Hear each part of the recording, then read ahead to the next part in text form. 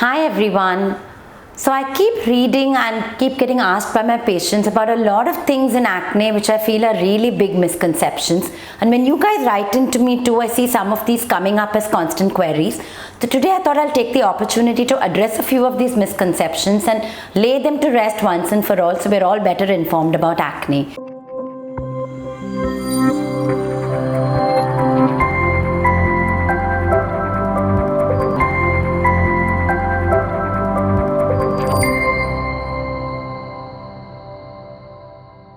So the first and most fundamental one that I want to address with you is something that's usually put in the heads of young girls and boys who suffer from acne by their parents, which is basically you don't need to do anything for pimples, it's just a part of growing up, it's going to go away. This is completely not true.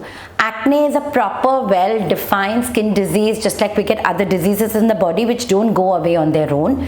It usually starts at a very young and vulnerable age, around 13, 14 in boys and a little older in girls when the oil glands become active.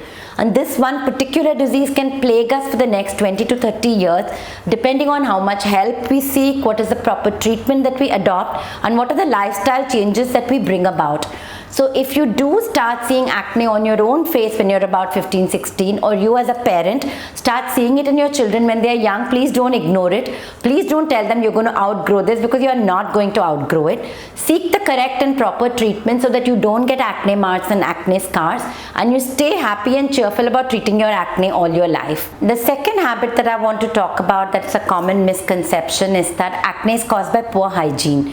I've heard a lot of parents again complain to me that, my son only washes his face twice a day, he doesn't take a hot water bath. Now all of these are not true where acne is concerned. In fact, taking a hot water bath might be detrimental.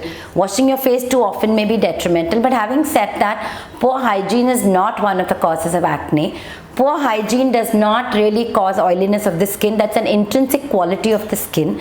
However, what you must keep in mind is pollution can aggravate acne, and increasingly we find in metro cities when the ppm levels of certain substances in the pollutants is much higher, people tend to get worse acne. So it is important to wash your face. It is important to take care of personal hygiene, but acne is not caused by poor hygiene alone. It's a multifactorial condition with a lot of complex reasons which cause it, and narrowing it down to just poor hygiene is going to be counterproductive for you.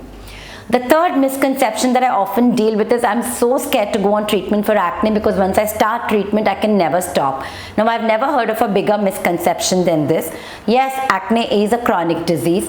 Acne does tend to take time to heal because it's caused by factors which are both internal and external. So when you start treatment for acne, for you to see best results could take 4 to 6 months. Even after that, the odd acne could come up. Again, when you're in your mid-30s, especially for women, acne could come back. But all of these will never be as severe as the first bout of acne you got if you got it treated. The only time acne becomes chronic and leads to marks and scars which are irreversible is when you don't treat it. So do seek treatment from a reputed dermatologist as soon as you see the first signs of acne, and I can promise you it's not going to be a lifelong treatment. The fourth myth that I often hear is, acne is hereditary, acne is because of, factors like my hormones, and it's because of the outside influences. It is not because of my lifestyle. It is not because of the diet that I eat. I've never heard a bigger misconception. Every single thing that we do in our everyday lifestyle affects acne. Food we know now is directly linked to acne. The more pro-inflammatory foods that you eat, foods which are high in sugar, high in dairy, high in certain kinds of fat content, can all worsen your acne. Similarly, eating a better diet with multiple grains, multiple vegetables, eating the right kind of fat like walnuts can improve your acne. Drinking a lot of water can improve your acne. So it is not true that diet doesn't affect acne. It's also true about sleep. Bad sleep rhythms can affect our hormones and hence affect acne and cause more of it. Similarly, stress and our lifestyles can also worsen acne. Constantly using mobile phones can worsen acne if we put it to our faces after it's on unclean surfaces.